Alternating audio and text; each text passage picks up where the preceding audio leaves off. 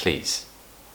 If you're going to learn anything from this lesson, the sport is called football. It's not soccer. That doesn't make sense.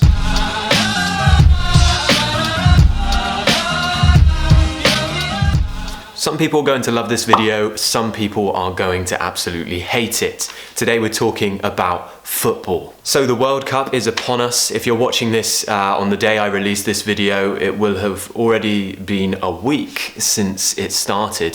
Some of you might be following it very religiously, like myself. I've watched most of the matches so far, and some of you might not care at all about football.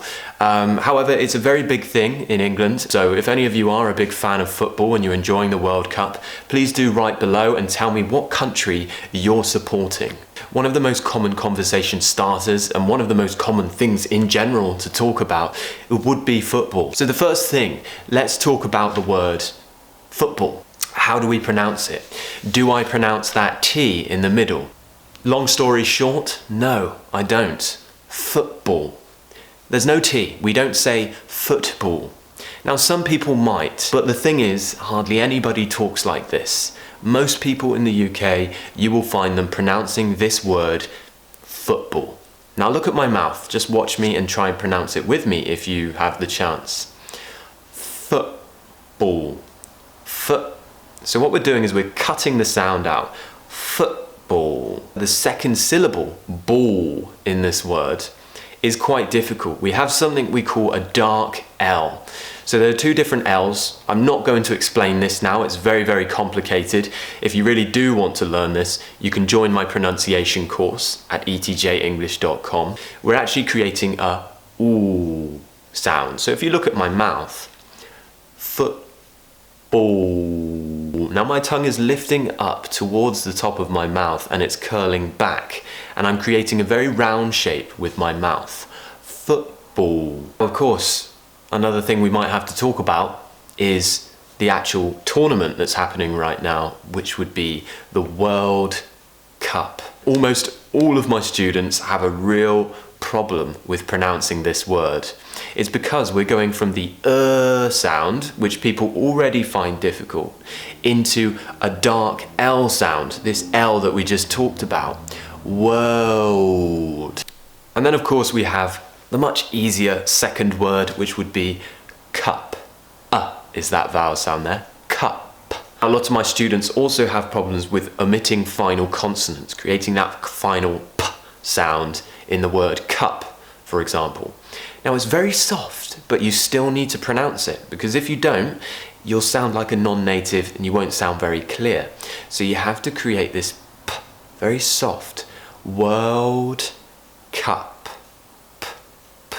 I'm not actually pronouncing the D at the end of world, so it's becoming World Cup. World Cup. We have this thing called assimilation. I've made a video about this also. Assimilation is when we have two consonants. So a consonant at the end of a word and a consonant at the beginning of the next word.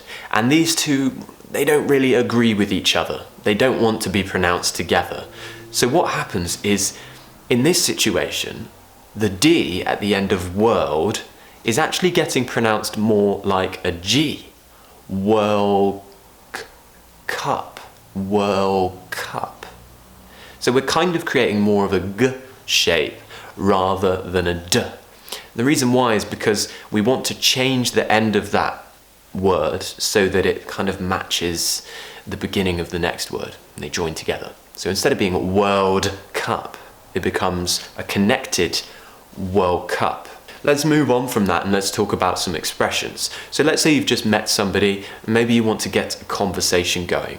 Now listen to my tone, my style, everything. Really focus in on how I ask this question. Did you see the match last night? Did you see the match last night?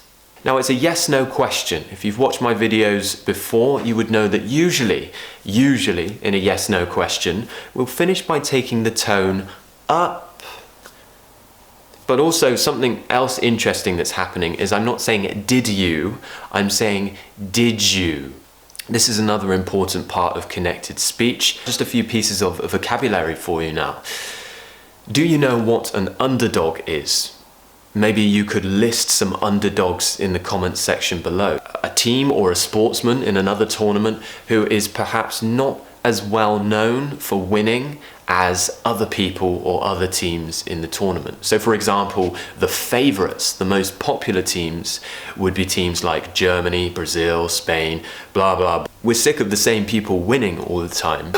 Germany. So now what we say is, you know, everybody loves an underdog. I certainly do. I've been following Iceland in the World Cup. They've actually been very interesting to watch, the fact that they managed to draw with Argentina. I mean, that's crazy. That's a real big achievement for them because they are underdogs. They're not very famous. They're not well known for winning. They don't have any famous players. They're an underdog. So let's just talk about the pronunciation of that. Underdog. So we have a schwa in the middle. Underdog. Underdog.